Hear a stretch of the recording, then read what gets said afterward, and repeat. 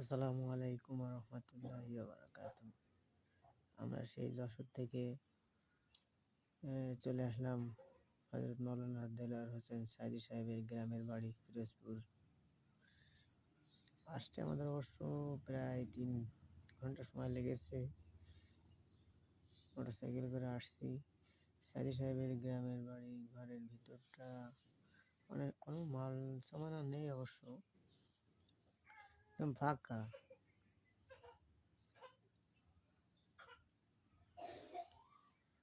এত বড় একটা মাওলানা, তিনি ইচ্ছা করলে করতে পারতেন গ্রামে একটা বাড়ি বড় সড়ো আকারে ব্যয়বহুল টাকা পয়সা খরচ করে, কিন্তু করেন নাই।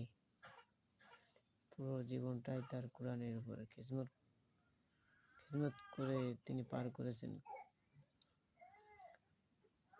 ঘরের ভিতরে একটা ভাঙা চেয়ার আছে, একটা খাট আছে, তেমন কিছু জানলা দরজা আছে কম বেশি ভাঙাচোরা। আমরা পাশে একটা মহিলার কাছে জিজ্ঞেস করলাম, বললো যে আগে আসতো, এখনো মামলা টামলা দেশে, এই যার কারণে এখন আর আসে না সাইদি সাহেবের ছেলেরা।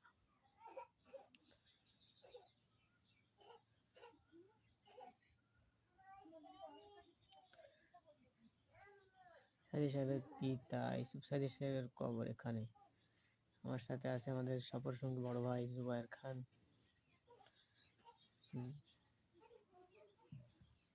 ওই যে আমাদের মোটরসাইকেল দেখা যাচ্ছে, খান সাহেবের পালসার, আর আমার আছে যারা সেই ভিডিও ব্যস্ত আছে।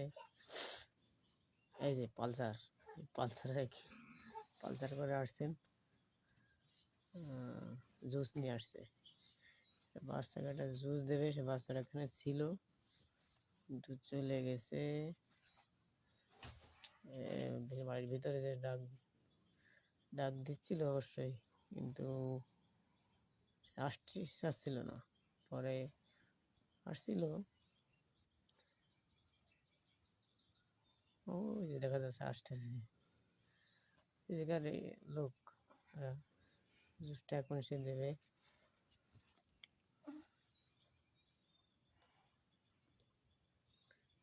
জুসটা দিচ্ছে সে, কিন্তু সে নিতে চাচ্ছিল না, পরে আমরা মনে করতে বাইরের লোক দিচ্ছে না, এটাই স্বাভাবিক,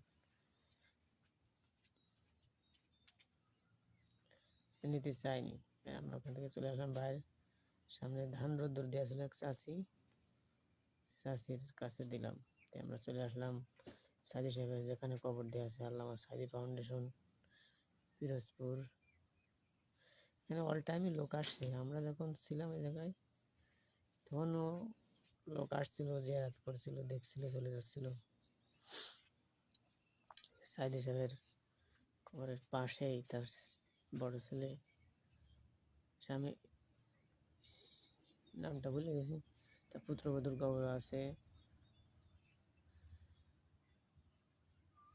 সাইদি সাহেবের মসজিদ, সাইদি ফাউন্ডেশন, সাইদি সাহেবের পারিবারিক কবরস্থান। আসেন অবশ্যই।